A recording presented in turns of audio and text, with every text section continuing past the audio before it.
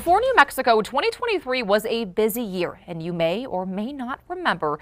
Let's take a look back at some of the biggest stories that happened all across our state. Gun violence at the top of the list in 2023. Initially, I thought maybe they were fireworks. The homes of elected officials shot up. The person responsible, Solomon Pena, who had ran for office and lost. It's going to be a long ride home. The Red River Memorial Day motorcycle rally turned deadly. 3 died, 5 wounded. Police say biker gangs were responsible. What we're being told, it was over somebody taking a picture with a different gang. It's something as stupid as that. In Farmington, a man shot and killed after officers responded to the wrong home in April. That family now suing the department. A month later, 3 women also killed after a mass shooting in Farmington.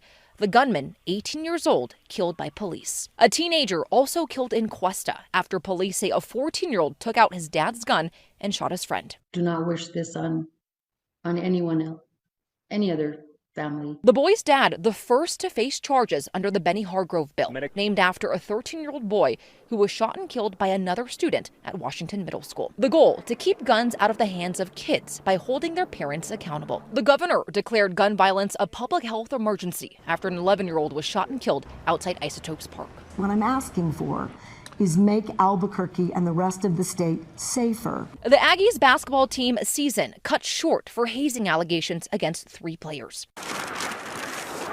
And Target 7 uncovered major issues all year long. There are a lot of people who loved Mary.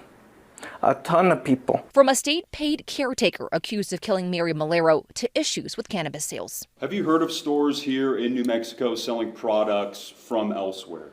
Yes, we have. We receive complaints about that on a pretty regular basis. And after teen mothers in Artesia and Hobbs threw their newborns in a dumpster, fire stations across New Mexico installed baby boxes. Be no blame, no shame, no guilt.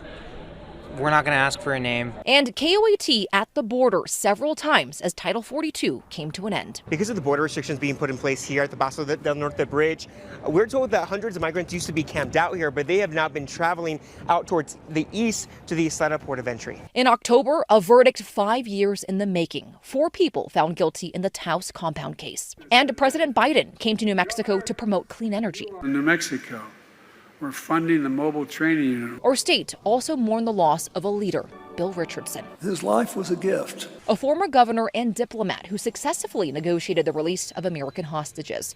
The world also saying goodbye to a pilot and doctor. He was passionate about aviation. He loved to fly.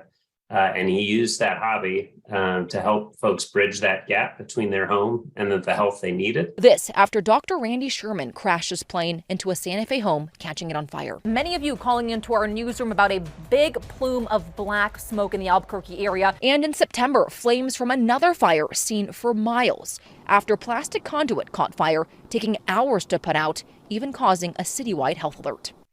Well, coming up at 10 o'clock, we look at some of the best feel-good stories of this year as well.